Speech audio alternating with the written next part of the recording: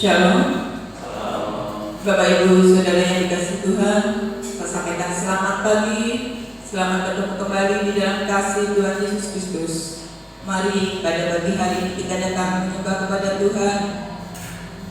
Kita memberikan penghormatan buat Tuhan atas segala kasih karunia yang sudah diberikan atas hidup kita. Mari kita sama-sama bangkit berdiri. Kita akan pujikan satu pujian. Kemenangan terjadi di sini.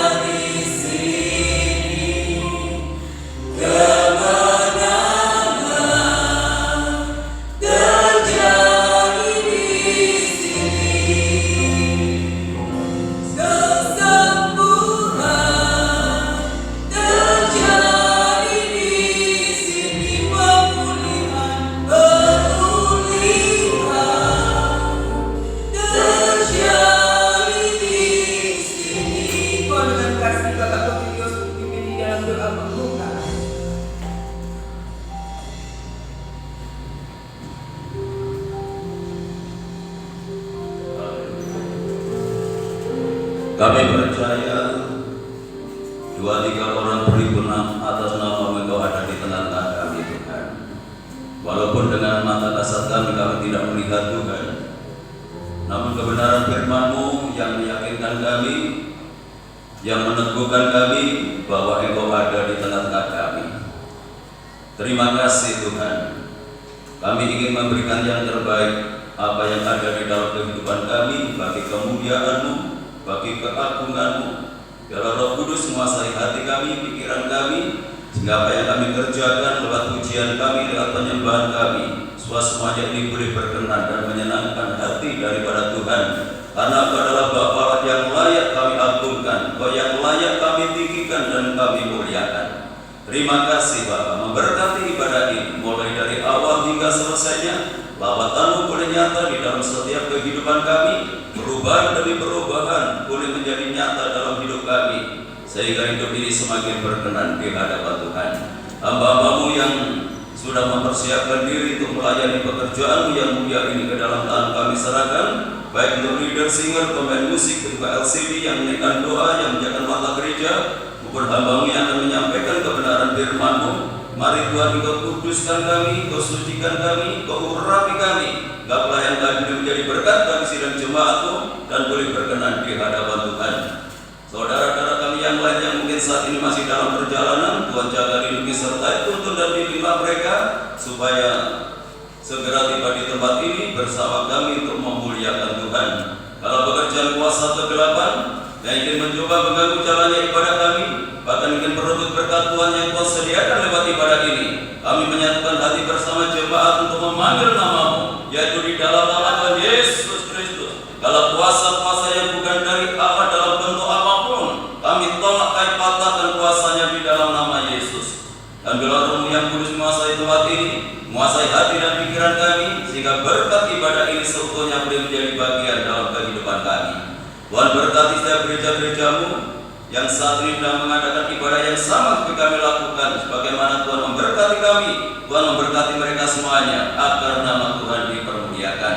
Hanya di dalam nama Tuhan Yesus Kristus Kepala Gereja, kami serahkan segala doa kami buka ibadah kami pagi hari ini, dan yang siap untuk memuliakan Tuhan, mari bersama kita katakan, amin. Puji nama Tuhan. Bapak Ibu yang dikasihi Tuhan, mari pada pagi hari ini kita memberikan satu pujian yang terbaik buat Tuhan. Tuhanku maha besar, Tuhanku maha kuasa. Dia sanggup memberikan sukacita di dalam hati kita. Kita bangkit berdiri, kita akan sama-sama bersukacita. Hati yang gembira adalah obat, karena Tuhan kita adalah Tuhan yang besar.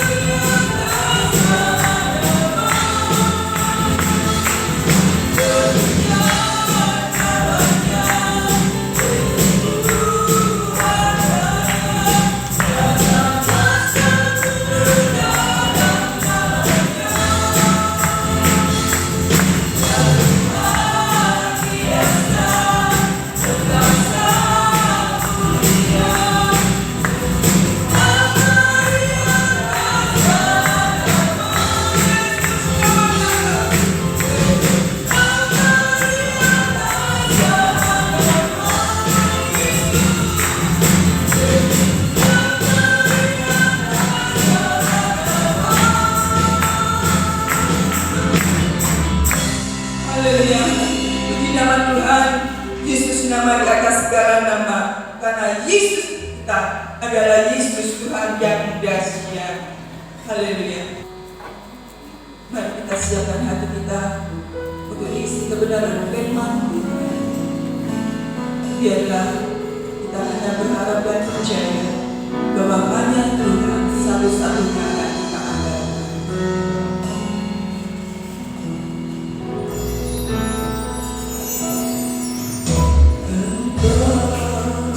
Tuhan yang setia,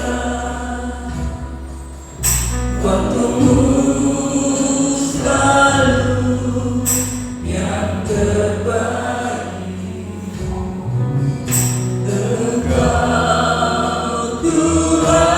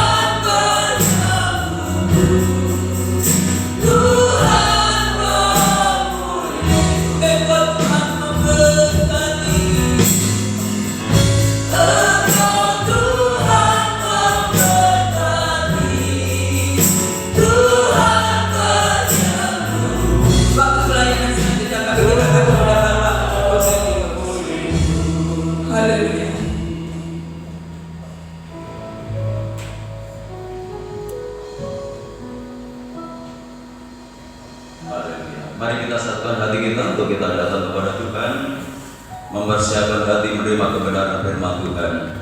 Bapak Subhanahu tetap ke depan pimpin kita di dalam doa, supaya kebenaran Tuhan boleh dinyatakan di tengah-tengah ibadah kita pada saat pagi hari ini, yang menjadi kebutuhan kita untuk menuntun kita, memberikan kekuatan kita di tengah-tengah goncangan yang saat ini sedang terjadi. Haleluya. Haleluya. Terpujilah nama Tuhan. Bapa, kami bersyukur atas segala kasih kemurahan-Mu dan telah Tuhan nyatakan bagi kehidupan kami. Untuk Allah-Ku yang baik. Haleluya, kami bersyukur Engkau datang ke dunia untuk kami, bahkan Engkau mati untuk kami, dan Engkau bangkit untuk kami. Juga Engkau naik ke surga juga untuk kami, yang telah menyediakan tempat bagi kami. Kami bangga memuji Allah seperti Tuhan, yang memberikan kami Tuhan kekuatan bagi pengiringan hidup kami Tuhan. Dan kami bersyukur kalau pada pagi hari ini Tuhan, kami boleh mempersembahkan tubuh roh jiwa kami hanya untuk kemuliaan nama-Mu Tuhan. Dan hadirat-Mu boleh kami rasakan dengan semangat dan gairah kami. Kami menyembah, memuji, dan mengagungkan nama-Mu, sebab Engkau Allah kami, Allah yang layak menerima segala pujian, kebesaran, kemuliaan hanya bagi-Mu Tuhan. Terima kasih Tuhan, terima kasih. Terlebih pada saat ini Tuhan, kami akan menerima kebenaran firman-Mu Tuhan. Engkau Tuhan sudah mempercayakan hamba-Mu untuk memberikan kekuatan bagi jemaat-Mu, supaya di dalam kerohanian jemaat-Mu semakin hari semakin bertumbuh, berkembang oleh karena kebenaran firman-Mu Tuhan. Oleh sebab itu, kami serahkan hamba-Mu Tuhan menjaga saluran berkat, agar Tuhan setiap apa yang disampaikan hamba-Mu bukan oleh karena hikmat daripada hamba-Mu, namun semuanya ini berasal dari Tuhan. Terima kasih Tuhan, terima kasih. Jika ada roh jahat, roh iblis yang sengaja untuk menggantungkannya kepada kami, tidak ada Tuhan kuasa yang lebih besar kecuali kuasa Kristus. Untuk itu Tuhan, kami bersatu hati di dalam nama Tuhan kami Yesus Kristus. Kiranya kuasa-Mu Tuhan yang menguasai ruangan ini, terlebih ruangan hati kami, sehingga Tuhan kami bisa menerima kebenaran firman-Mu dengan baik dan benar. Terima kasih Tuhan, terima kasih. Segala puji hormat bagi Tuhan hanya di dalam nama Tuhan kami Yesus Kristus, kami alaskan doa kami. Haleluya. Amin. Bapak Ibu Saudara yang dikasihi oleh Tuhan, saya sampaikan shalom. Salam sejahtera di dalam kasih Tuhan kita Yesus Kristus. Hanya oleh karena anugerah dan kemurahan Tuhan, pagi hari ini kita dipertemukan kembali pada raya 1 yang masih Tuhan sediakan di dalam kehidupan kita. Langsung saja kita buka di dalam Injil Matius pasal 7 ayat 24 sampai ayat 27. Tema kita adalah tetap kuat di tengah kegonjangan. Tema ini sudah saya sampaikan minggu yang lalu dalam ibadah raya 2. Tapi saya masih menyampaikan satu bagian dari tema pada pagi hari ini. Ya, puji Tuhan, dan tentunya ini menjadi harapan Tuhan di dalam kehidupan kita. Ya, di tengah-tengah menghadapi kegoncangan-kegoncangan yang terjadi dalam kehidupan kita, supaya kita tetap kuat untuk menghadapinya. Nah, bagaimana supaya kita itu menjadi kuat? Tuhan Yesus memberikan solusi di dalam kehidupan kita, supaya setiap kehidupan anak Tuhan tidak hanya oleh karena goncangan-goncangan yang terjadi, tetapi mereka tetap kokoh di dalam Tuhan. Untuk itu mari kita baca di dalam Injil Matius pasal 7. Injil Matius pasal yang ke-7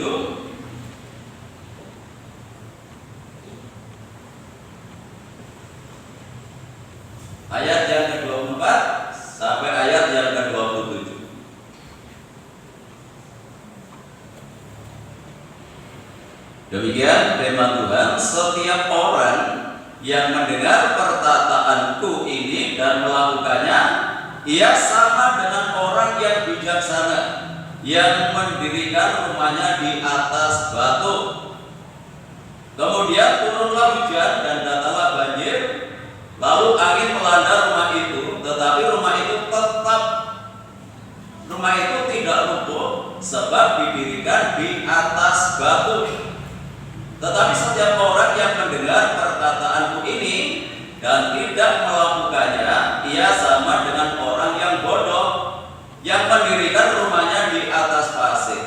Kemudian turunlah hujan dan datanglah banjir, lalu angin melanda rumah itu sehingga rubuhlah rumah itu dan hebatlah kerusakannya. Puji Tuhan. Jadi ada 3 bagian yang perlu kita perhatikan. Yang pertama adalah orang yang mendengar firman dan melakukan. Orang yang mendengarkan firman Tuhan sampai kepada pelaksanaannya itu adalah orang yang bijaksana. Digambarkan seperti orang yang membangun rumah di atas batu. Dan untuk membangun rumah itu tidak spontanitas itu jadi. Tentu ada tahapan-tahapan yang harus dilakukan, tahapan-tahapan yang harus dikerjakan. Batu yang satu dengan batu yang lain terikat. Jadi tidak spontanitas. Ketika kita mendengar firman Tuhan hari ini, lakukan hari ini. Besok mendengar firman Tuhan lagi, kita lakukan. Itu namanya membangun. Ya sama seperti membangun tempat parkir sampai sekarang belum selesai. Karena ada tahapan-tahapan yang harus dilewati, tahapan-tahapan yang harus dikerjakan. Demikian pula bagaimana supaya kita kuat. Tidak hanya sekali mendengar, melakukan langsung jadi kuat. Nah, lewat sebuah proses. Mendengar hari ini, lakukan besok, mendengar, lakukan minggu depan, kita dengar, lakukan, dan seterusnya. Jadi tidak spontanitas kita mendengar langsung menjadi kuat. Tidak. Harus lewat proses terus menerus. Itu adalah orang yang bijaksana. Ya. Harus mendengar. Bagaimana kita bisa melakukan tanpa melewati sebuah pendengar? Tidak mungkin kita bisa melakukan tanpa mendengar. Nah, untuk itu harus menyediakan waktu untuk mendengar firman Tuhan. Ya. Mendengar, dipahami, mendengar, dimengerti, baru dilakukan. Kalau sampai kepada pelaksanaan, itu harus dipahami dulu, harus dimengerti. Tidak mungkin orang bisa melakukan kalau tidak ngerti. Loh, bagaimana melakukan kok nggak ngerti, kok nggak paham? Bagaimana bisa melakukan? Nah, itu diperlukan dengan kesungguhan hati ketika kita mendengar firman Tuhan, supaya kita tidak sebatas mengerti dan memahami, tetapi sampai kepada pelaksanaan. Karena kita ini digambarkan seperti orang yang membangun rumah. Itu baru orang yang bijaksana dan kuat ketika menghadapi goncangan ini. Kalau kita memperhatikan goncangannya itu sama. Yang pertama angin, yang kedua banjir. Kalau saudara memperhatikan yang roboh ini goncangannya juga sama. Hanya mereka adalah orang yang mendirikan rumahnya di atas pasir. Bagaimana mungkin kuat kalau rumahnya dibangun di atas pasir? Nah, itu sebabnya disebutkan di sana mereka adalah orang yang bodoh. Ujiannya tidak beda, sama, semua sama. Yang pertama angin, yang kedua banjir. Minggu yang lalu sudah saya jelaskan. Angin dalam Efesus pasal 4 ayat 14 itu berbicara masalah angin pengajaran. Jadi banyak pengajaran-pengajaran yang bermunculan. Kalau orang itu bukan pelaku firman Tuhan, gampang goyah imannya, gampang goncang imannya. Ya, karena banyak pengajaran yang mungkin membimbangkan kehidupannya. Jadi kita bisa melihat orang itu melakukan firman atau enggak.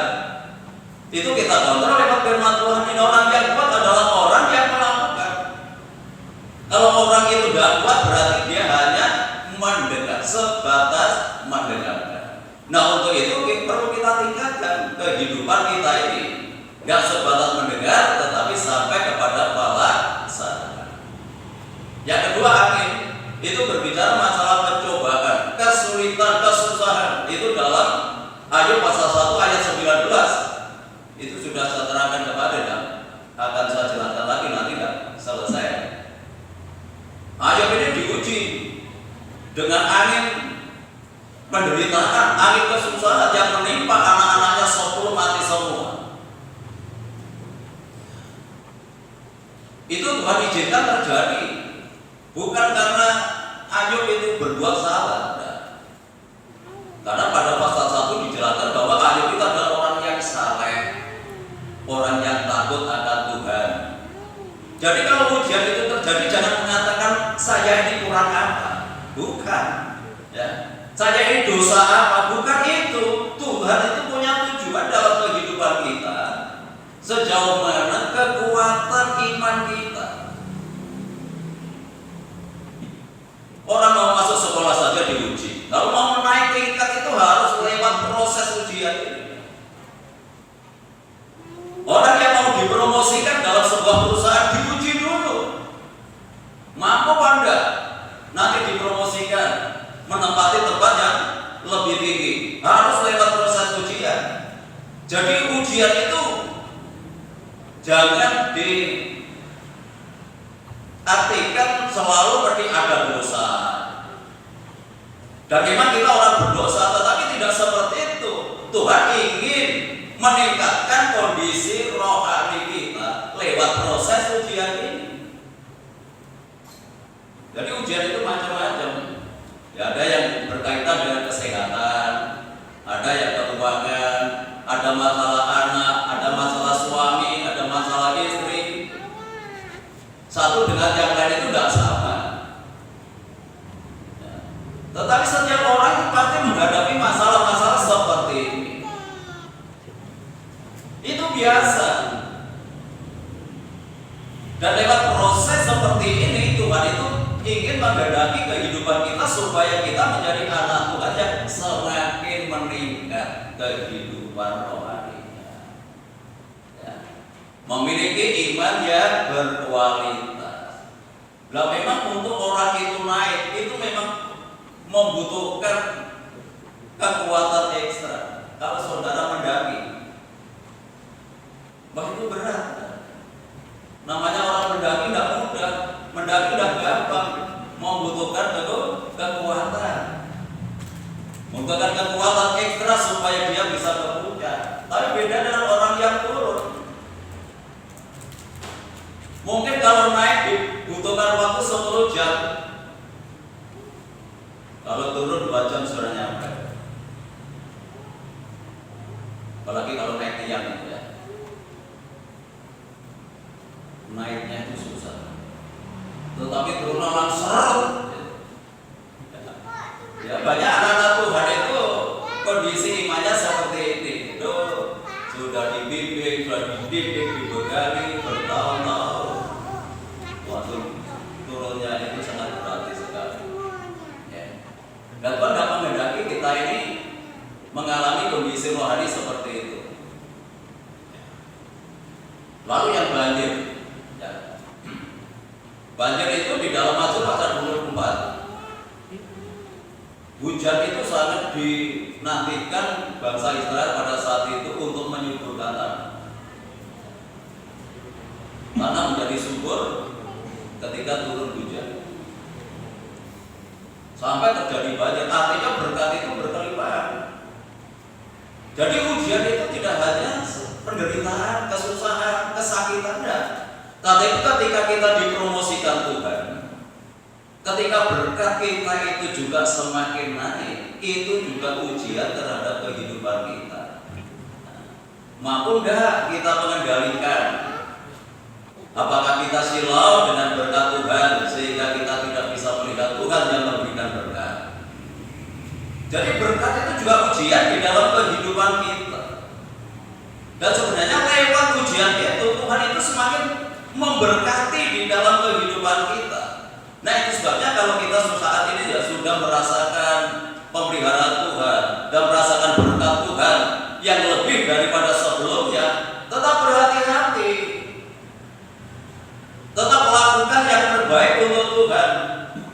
Karena Tuhan ingin memberkati lebih dari apa yang kita terima saat ini. Tuhan lebih ingin meningkatkan dalam kehidupan kita, supaya kita menjadi perpanjangan tangannya Tuhan untuk menyatakan kasih Tuhan kepada mereka yang membutuhkan. Jadi kalau kita saat ini sudah merasa diberkati Tuhan, itu ujian bagi kehidupan kita. Ya. Kadang-kadang orang ketika sudah dipromosikan Tuhan, ya, lalu berkatnya semakin meningkat, hatinya sudah mulai tidak melekat kepada Tuhan, karena sudah merasa Tuhan. Terus acaranya itu ada saja. Coba kalau orang itu diperhadapkan dengan kesulitan, nggak punya acara kecuali dengan Tuhan. Gak acara lain agendanya kecuali butuh Tuhan untuk menyelesaikan persoalannya. Tetapi kalau orang itu diberkati, dipromosikan Tuhan, semakin naik kehidupan, ya mungkin status sosial ekonominya, nah itu mulai hatinya itu tidak kepada Tuhan. Nah itu sebabnya seperti Ishak, ketika dia menabur, mereka menjadi orang yang diberkati, yang pertama menjadi kaya. Itu dalam Kejadian 26 ayatnya ke-12. Tidak usah dibaca, saya ceritakan saja. Ketika dia menabur, Tuhan memberkati, dia menjadi kaya. Gak selesai. Terus ketika sudah menjadi kaya, tidak perlu lagi ada Tuhan. Dia tetap melengkapkan hatinya kepada Tuhan. Nah setelah dia menjadi kaya, dipromosikan lebih tinggi lagi. Kian lama, kian kaya. Jangan kalau sudah menjadi kaya terus lupa Tuhan. Nah, Tuhan ingin lebih lagi mengangkat kehidupan kita. Ada pujian yang mengatakan dari kemuliaan sampai kemuliaan.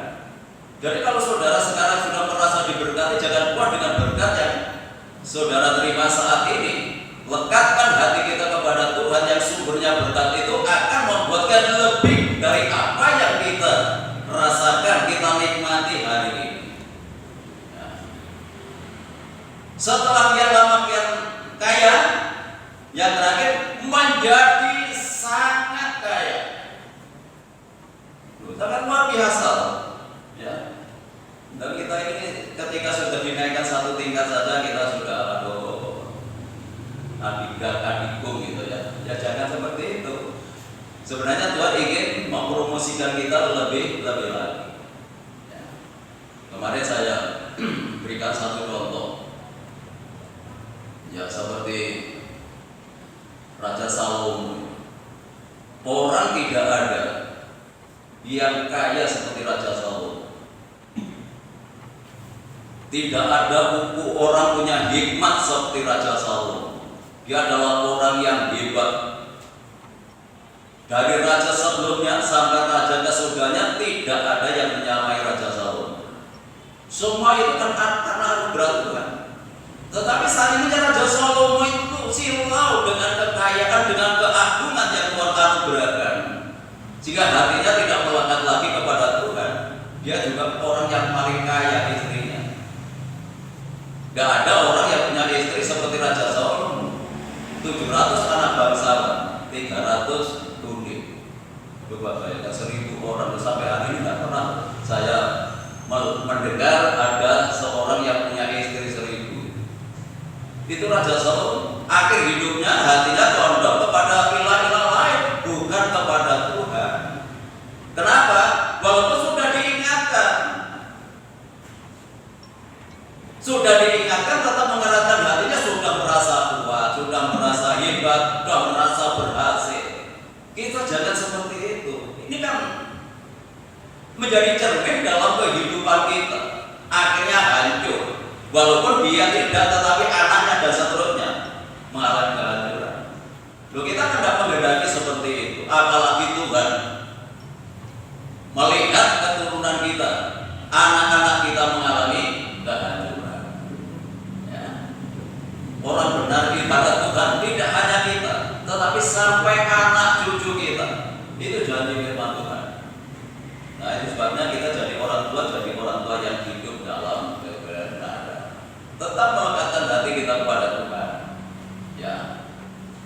memahami akan segala keterbatasan kita.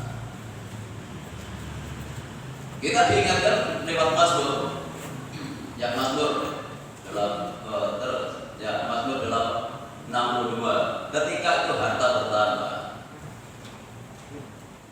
Biarlah hati kita itu tetap melekat kepada Tuhan. Mazmur pasal 62 ayat yang ke-11.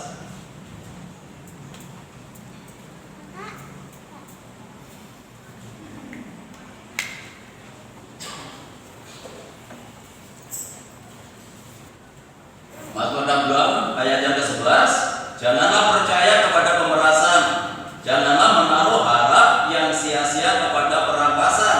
Apabila harta makin bertambah, janganlah hatimu melekat padanya. Jadi itu juga ujian, ini juga tantangan kalau harta itu semakin bertambah. Ya, kedudukan semakin meningkat, prestasi semakin bertambah. Itu juga ujian bagi kehidupan kita. Itu sebabnya jangan silau dengan apa yang sudah ada dalam kehidupan kita sekarang. Jika hati kita sudah mulai bergeser, kalau dulunya hatinya melekat kepada Tuhan, sekarang sudah mulai bergeser. Jadi hati-hati, kita diingatkan lewat firman Tuhan ini. Namanya bergeser, lama-lama kita bisa terpisah dari Tuhan. Kalau orang itu terpisah dari Tuhan, ini bencana yang besar dalam sejarah kehidupan manusia. Kalau orang sudah terpisah dari Tuhan, hancur. Ya tadi dikatakan kalau di Jematus tadi, dia akan mengalami kerusakan, hancur hidupnya. Karena hanya sebatas mendengar, tidak melakukan. Jadi kita bisa melihat seseorang. Dari mana melihatnya? Ketika dia diuji.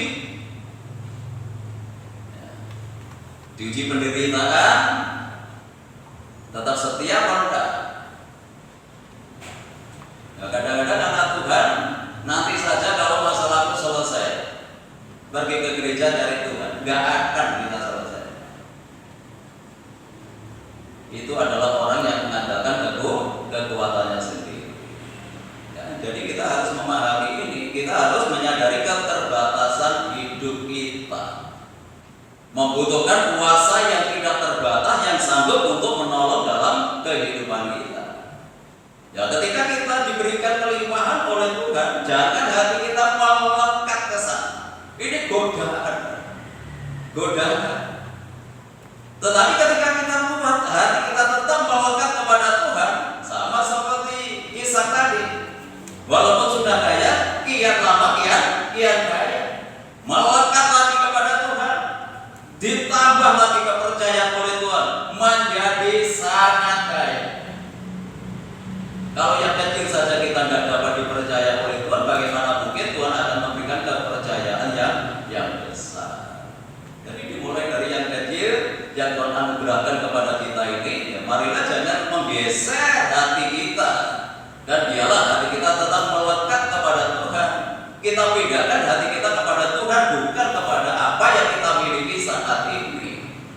Itu juga godaan, itu juga goncangan dalam hidup kita tanpa kita sadari.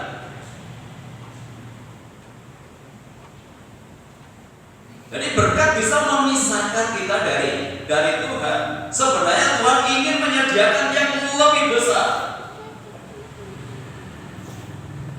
supaya kita semakin bisa menjangkau mereka yang membutuhkan, menjadi perpanjangan tangan Tuhan untuk mendukung pekerjaannya.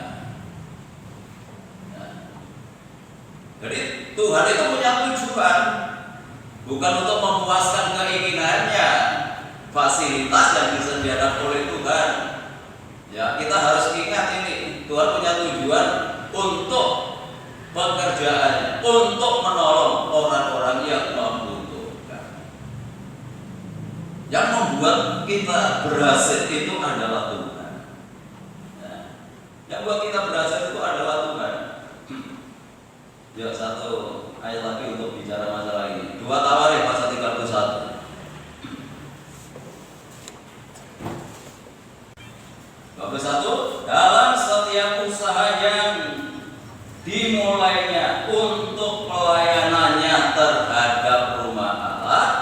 dan untuk pelaksanaan Taurat dan perintah Allah, ia mencari Allahnya. Semuanya dilakukannya dengan segenap hati sehingga segala usahanya berhasil.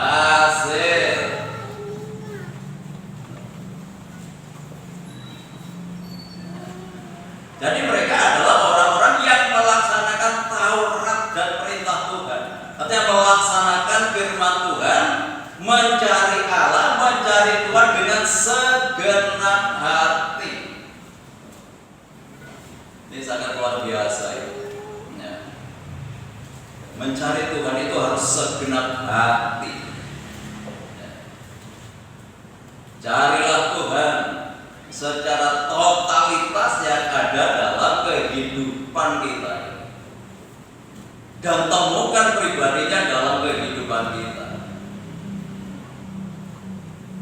Maka Tuhan akan membuat usahanya itu berhasil.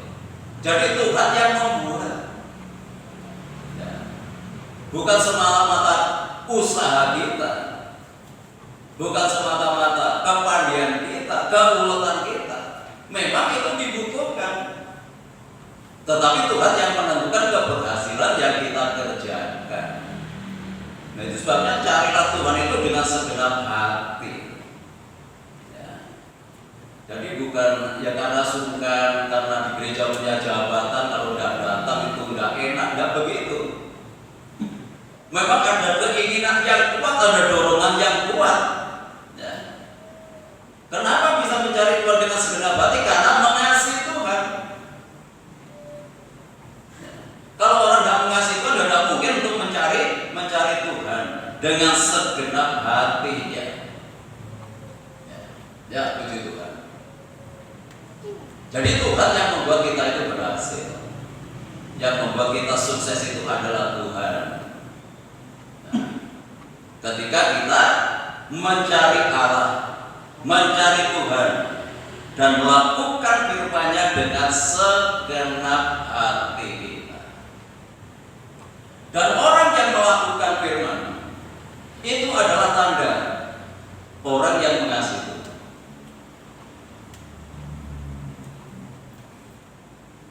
Ya. Walaupun mungkin kita menguasai Alkitab ini, mulai dari Kejadian sampai kita baca, tetapi itu kalau hanya sebatas pengetahuan, tidak sampai kepada pelaksanaan, itu bukan orang yang mengasihi Tuhan. Jadi ukuran mengasihi Tuhan itu adalah sejauh mana anak Tuhan itu melakukan firman Tuhan. Tidak hanya cuma, termasuk saya. Jadi ini takaran. Ini orang akan kuat untuk menghadapi goncangan, baik kesulitan, pengajaran, ya maupun kelimpahan. Dia akan tetap kokoh, dia akan tetap kuat. Ya, tadi dikatakan kan yang melakukan firman Tuhan, dan orang yang melakukan firman Tuhan itu adalah tanda orang yang mengasihi kepada Tuhan. Yohanes 14. Ya, Yohanes 14 ayat 15 nanti tambah 21 gitu ya, ayat 21. Ini sama. Cuma akan semakin meneguhkan iman kita. Ini pernyataan Tuhan Yesus sendiri, bukan rasulnya. Ya. Ayat 15, jikalau kamu mengasihi Aku, kamu akan menuruti segala perintahku. Jadi sejauh mana kita melakukan firman Tuhan itu tanda kasih kita kepada Tuhan. Dan cukup mendengar. Ayat 21, ditegaskan lagi. Kalau sampai diulangi, ini berarti sesuatu yang penting dalam kehidupan kita. 21. Barang siapa memegang perintahku dan melakukannya, dialah yang mengasihi Aku. Dan barang siapa mengasihi Aku, ia akan dikasihi oleh Bapa-Ku, dan Aku pun akan mengasihi dia dan akan menyatakan diriku kepadanya. Semakin lengkap ini 21. Jadi ukuran orang yang mengasihi kepada Tuhan tidak cukup untuk mendengar, tidak cukup untuk mengerti dan memahami, harus sampai kepada pelaksanaan. Ini pernyataan Tuhan Yesus sendiri. Barang siapa mengasihi Aku, yang melakukan, menuruti segala enggak sebagian. Jadi bukan yang enak-enak saja. Yang bertentangan dengan keinginannya itu enggak dilakukan. Yang bertentangan dengan kehendaknya itu bukan firman Tuhan. Ya. Enggak, segala. Kalau yang disampaikan itu berdasarkan Alkitab itu harus kita lakukan. Ini adalah wujud daripada orang yang mengasihi kepada Tuhan. Ini sudah tidak bisa dibantah lagi. Aku sudah melakukan ini, aku sudah melakukan itu. Tetapi kalau mereka itu jadi orang yang tidak taat, tidak menurut, itu bukan orang yang mengasihi. Jadi sampai kepada pelaksanaan firman. Apapun bentuk firman ya yang Tuhan nyatakan dalam kehidupan kita, ya harus kita kerjakan, harus kita lakukan. Kalau firman Tuhan berbicara masalah ketaatan, mari kita menjadi anak Tuhan yang taat. Kalau taat kepada Tuhan itu ya taat kepada pimpinan.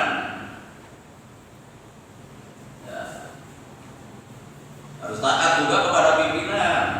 Kalau di gereja ya gembala. Ya.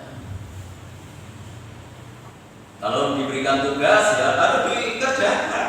Karena memberi tugas itu kan ada tujuannya. Itu kalau di gereja. Ya. Kalau di sekolah, di tempat kerja, dimanapun.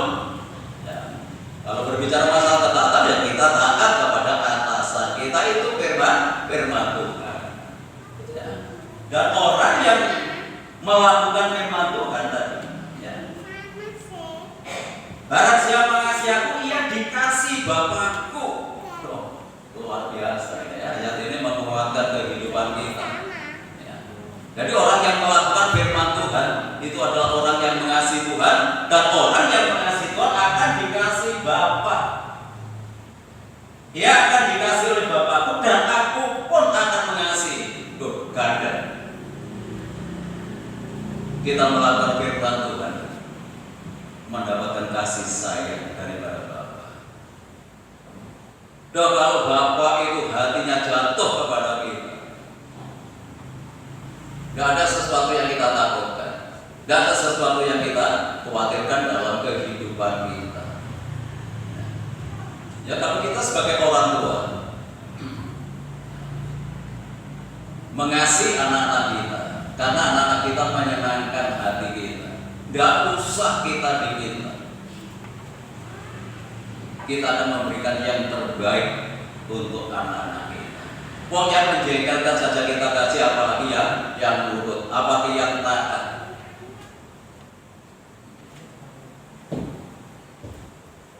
Ya, terpujilah nama daripada Tuhan.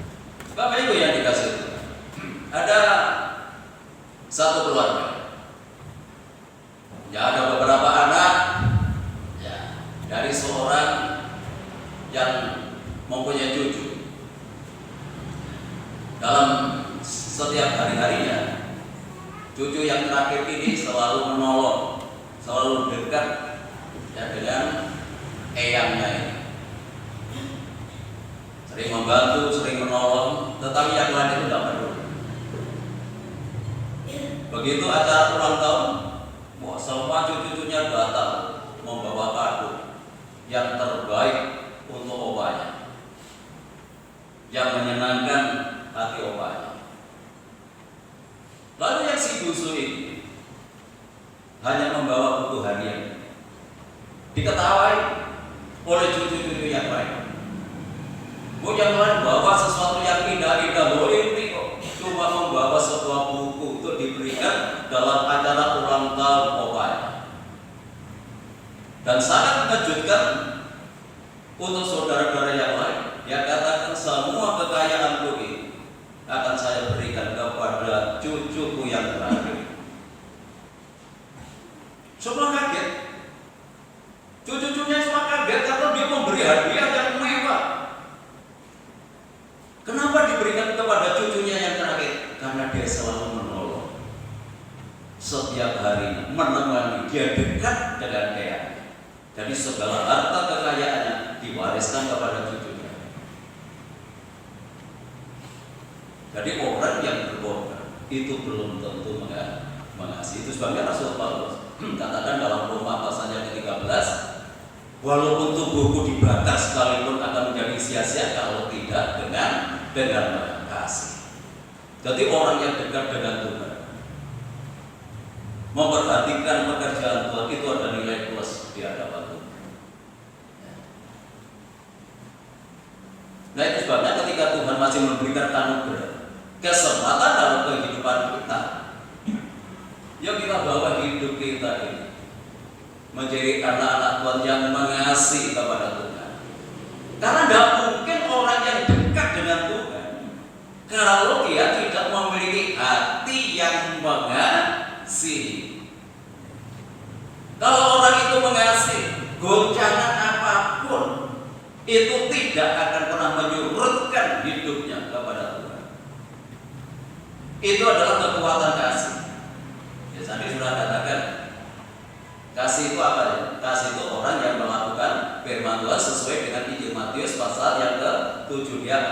Dia akan kuat walaupun diterpa dengan berbagai goncangan. Ini kekuatan daripada kasih. Gak ada orang yang bisa memisahkan. Gak ada orang yang bisa menghanyutkan kehidupan kita ketika kita memiliki hati yang mengasihi kepada Tuhan. Roma pasal 8. Roma 8 ayat 35.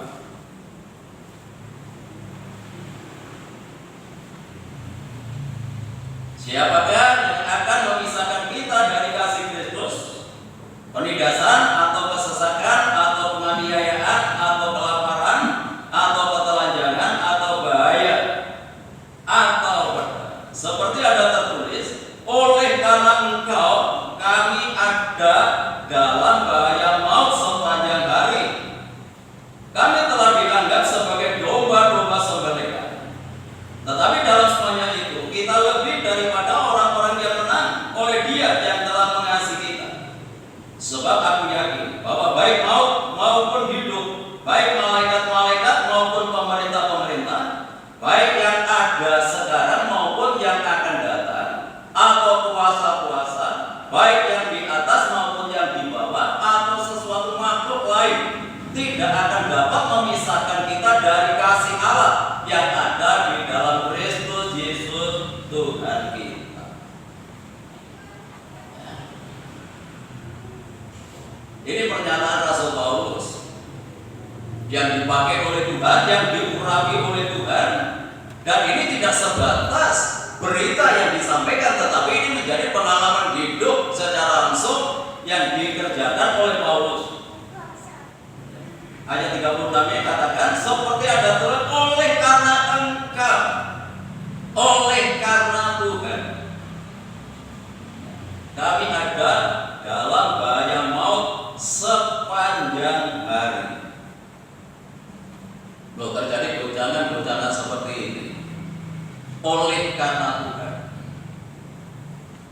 Tetapi di atas semuanya itu tidak akan pernah memisahkan dirinya dari kasih Tuhan, dari kasih Kristus. Nah, dikatakan baik itu penindasan, kesesakan, penganiayaan, kelaparan, ketelanjangan, bahaya, pedang sekalipun, ancaman seperti ini tidak akan memisahkan dirinya dari Kristus. Kenapa bisa kuat seperti ini? Karena dia adalah orang yang mengasihi. Jadi orang yang mengasihi kepada tidak akan pernah terpengaruh dengan apapun. Ya, apakah goncangan-goncangan kesulitan, penderitaan, sakit penyakit, maupun kelimpahan sekalipun tidak akan pernah menggoncangkan imannya. Karena sudah memiliki dasar yang benar, yaitu dasarnya adalah mengasihi kepada Tuhan. Nah itu sebabnya dalam Matius tadi, orang yang melakukan firman itu sama seperti orang yang bijaksana mendirikan bangunan rumahnya di atas batu. Kena terpaan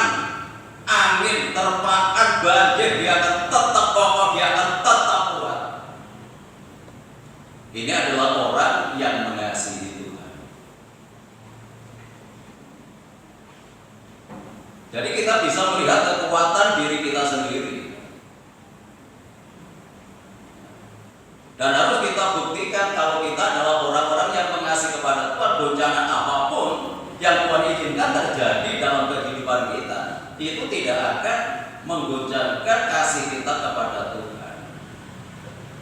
Justru lewat proses seperti ini Tuhan ingin mempromosikan kehidupan kita ke jenjang yang lebih tinggi. Tuhan akan mengangkat kehidupan kita menjadi orang-orang yang sama mulia dengan pribadinya. Ini sangat luar biasa. Dan firman Tuhan itu pasti akan tergenapi. Nah, itu sebabnya ketika kita menghadapi goncangan seperti ini dalam kehidupan kita, jangan pernah kita bergeser hati kita. Yuk terus kita lekatkan hati kita itu kepada Tuhan. Saudara akan melihat pertolongan Tuhan. Lewat itu saudara akan mendapatkan sesuatu yang indah, sesuatu yang mulia yang ingin Tuhan kerjakan dalam kehidupan kita. Jangan melihat persoalan yang ada sehingga saudara putus asa. Melihat masalah yang kita hadapi saat ini, hati kita sudah mulai kecut, hati kita sudah mulai tawar, hati kita sudah mulai bimbang. Kita harus mengerti rencana Tuhan. Rencana Tuhan dalam kehidupan kita bukan rencana kecelakaan. Walaupun saat ini diizinkan masalah, bukan untuk mencelakakan kehidupan kita.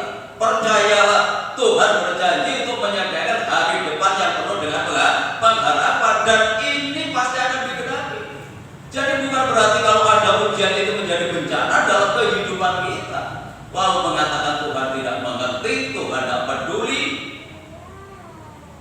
Itu proses harus kita lewati. Tuhan tidak ingin melihat anak-anaknya terus hidup dalam penderitaan. Sama seperti orang tua. Bapak kita itu kan jauh lebih memahami kehidupan kita. Kita sebagai orang tua kita kan tidak ingin melihat anak-anak sengsara. Sama di sini orang tua yang senang anak sengsara? Tidak ada kan? Semua ingin menikmati kebahagiaan. Loh, kalau kita sebagai orang tua saja ingin melihat anak-anak kita sukses, anak-anak kita berhasil, apalagi bapak itu. Hanya ketika kita diberkati, jangan bergeser hati kita. Tidak mungkin Tuhan itu langsung turun menolong mereka yang memerlukan. Lewat saudara. Saudara menjadi perpanjangan tangan Tuhan. Lewat berkat yang Tuhan anugerahkan untuk bisa mendukung pelayanan pekerjaan Tuhan, sehingga pelayanan pekerjaan Tuhan akan semakin maju, semakin bertumbuh, semakin berkembang. Itu tujuan Tuhan untuk menolong dan memberkati kehidupan kita.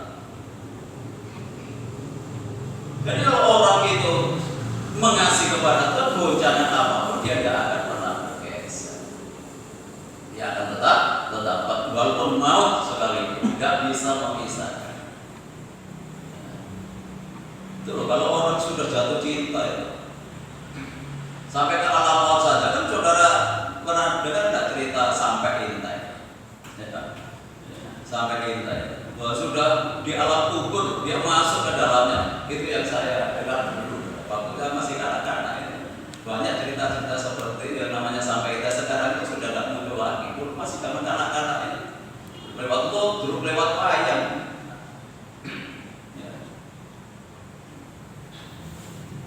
Dia sudah meninggal, dia bisa masuk ke kubur. Itu pun membuktikan bahwa dia adalah orang mengaji. Maut sekalipun tidak dapat memisahkan kalau orang itu sudah jatuh cinta.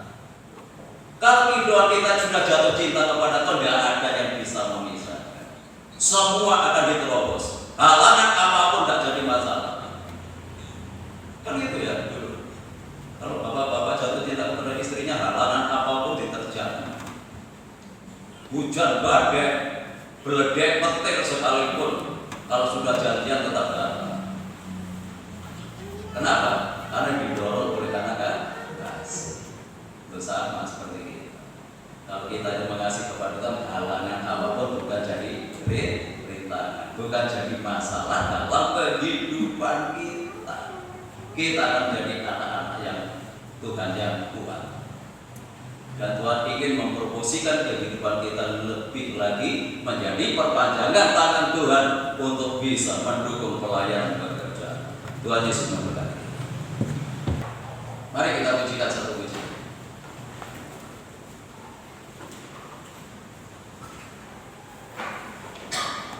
Tuhan tak pernah janji, langit selalu hidup.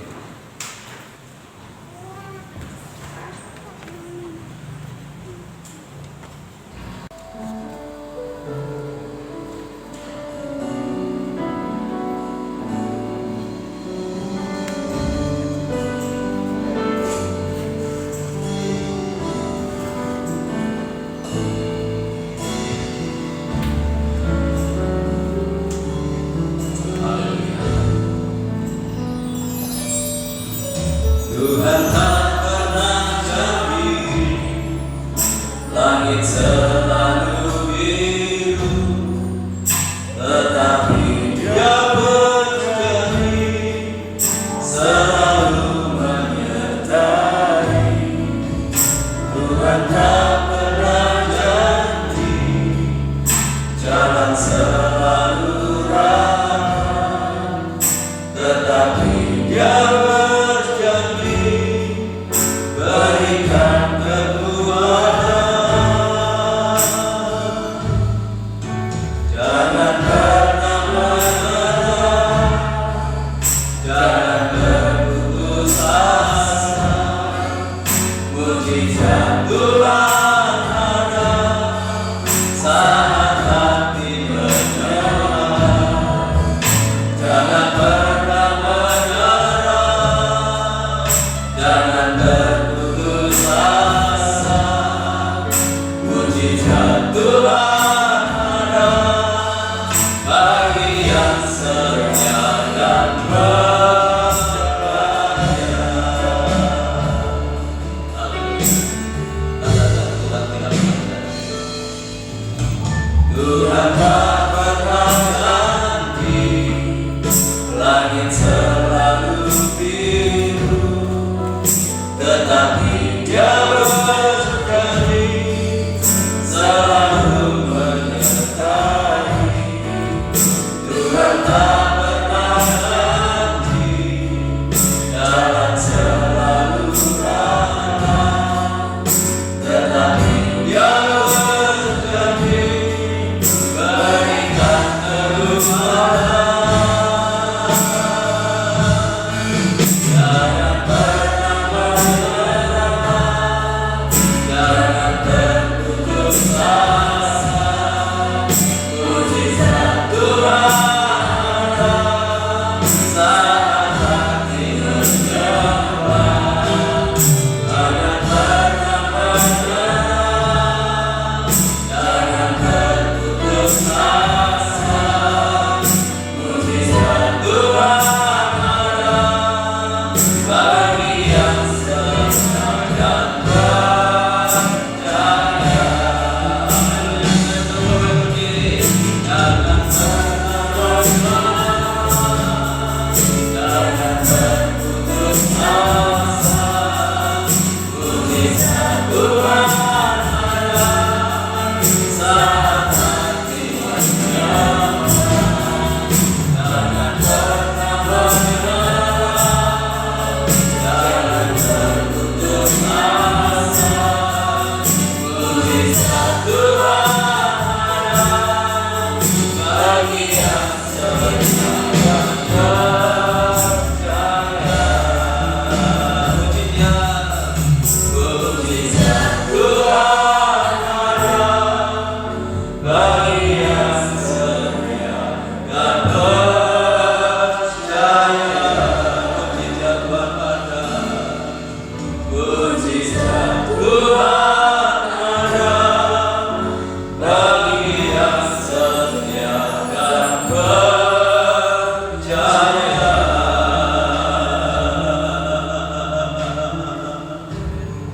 Haleluya, haleluya, haleluya.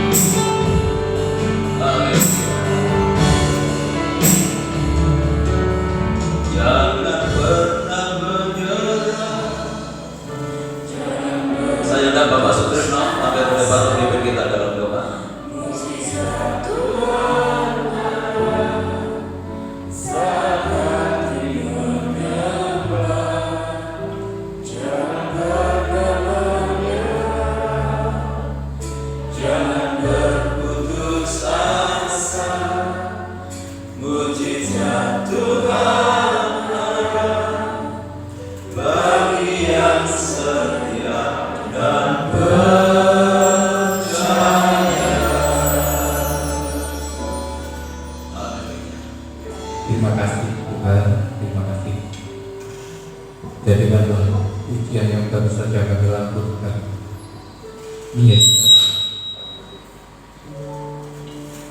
Kami yakin dan percaya bahwa Tuhan tidak pernah menjanjikan kehidupan itu rata. Tuhan tidak pernah menjanjikan sesuatu itu baik bagi kami. Namun janji Tuhan kepada umat, Tuhan akan selalu menyertai orang-orang yang percaya. Tuhan, setiap manusia pasti berhadapan dengan permasalahan. Kau hadapkan keguncangan-keguncangan yang ada, baik bagi kami yang hidup di dalam kekurangan maupun kami yang hidup di dalam kelimpahan. Tuhan, jadikanlah firman-Mu yang sudah kami dengar pada malam ini dari kekuatan kami, agar kami mampu mendirikan kehidupan dalam kehidupan abadi. Tidak satu yang kuat, sehingga setiap guncangan yang kami hadapi, kami hanya berharap kepada-Mu. Kami mampu untuk menghadapi karena kekuatan dan Tuhan. Lebih-lebih dalam kehidupan kami yang semuanya serba kuat, semuanya serba tiada. Bukan semua itu diberikan untuk kami, tapi kami yakin dan percaya itulah semua yang kami hadapi. Di saat kami mampu menghadapi, kami yakin Tuhan akan menyediakan mahkota yang terbaik bagi setiap umat yang percaya pada-Mu. Terima kasih Tuhan, terima kasih. Firman pada pagi hari ini benar-benar menjadi berkat bagi kami. Kami akan tahu Tuhan bagaimana kami hidup. Hidup kami bukan hidup yang rata. Hidup kami penuh tantangan, penuh permasalahan. Tapi Tuhan berjanji, Tuhan akan menyertai setiap umat-Mu yang menciptakan di atas dunia ini. Terima kasih Tuhan. Kami berdoa bagi Allah yang sudah memberikan firman bagi kami. Tuhan, apa yang sudah dilakukan, kiranya Tuhan akan mencukupi apa yang dihadapi saat hari ini dari hamba. Kami yakin bahwa Tuhan akan memelihara, Tuhan akan memberi berkat yang berlimpah, yaitu kebutuhan rumah tangganya maupun kebutuhan Allah. Terima kasih Tuhan, terima kasih. Inilah doa kami, inilah sembah kami. Semuanya kami ikhlaskan hanya di dalam nama Tuhan Yesus Kristus, Allah dan Surga. Haleluya. Amin. Amin. Silakan duduk. Nanti sore ada pengarahan yang kedua. Dan nanti sore jam 6 ada pengarahan baptisan air di tempat ini di gereja. Ya, terima kasih untuk perhatiannya. Ya, tidak ada pemanggilan lain. Saya undang semua baik berdiri. Mari kita akhiri ibadah kita pada pagi hari ini dengan pujian segala puji syukur bagi segala puji syukur hanya bagi Tuhan.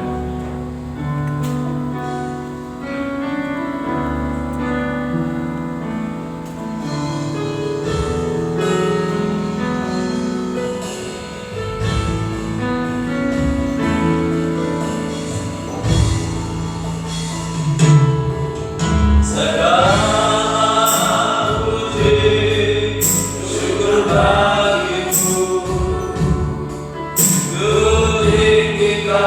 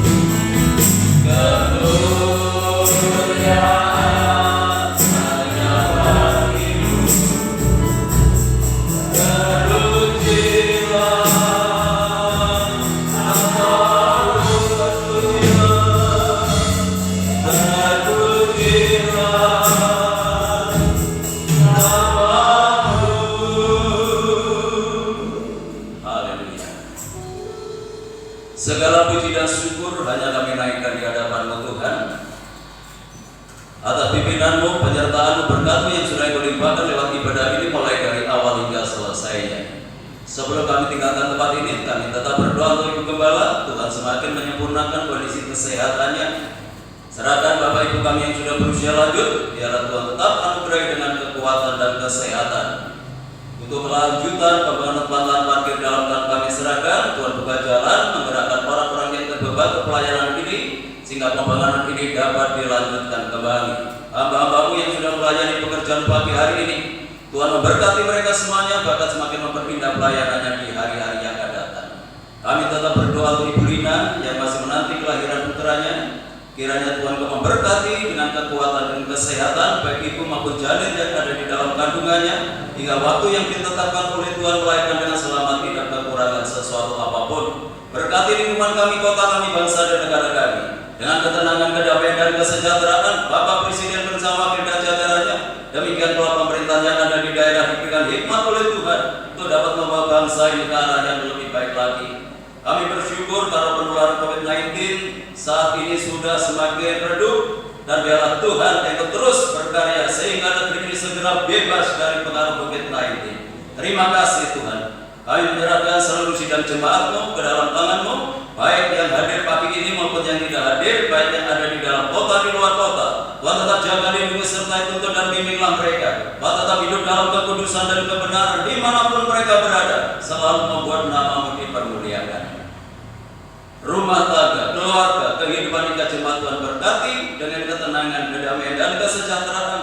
Segala usaha, pekerjaan, tugas dan tanggung jawab yang mereka lakukan, Tuhan buat berhasil dan beruntung. Peliharakan seluruh jemaat-Mu dalam kasih-Mu, sehingga tidak ada satu rumah tangga pun yang hidup di dalam kekurangan. Anak-anak yang masih duduk di bangku sekolah, mulai dari playgroup sampai perguruan tinggi, berkati mereka dengan kecerdasan dan kearifan.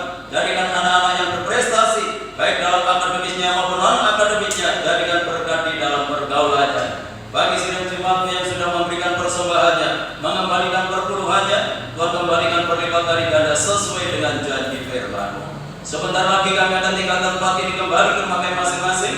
Kami mohon penyertaan Tuhan dalam perjalanan kami. Tiba di rumah dengan selamat, tidak kekurangan sesuatu apapun.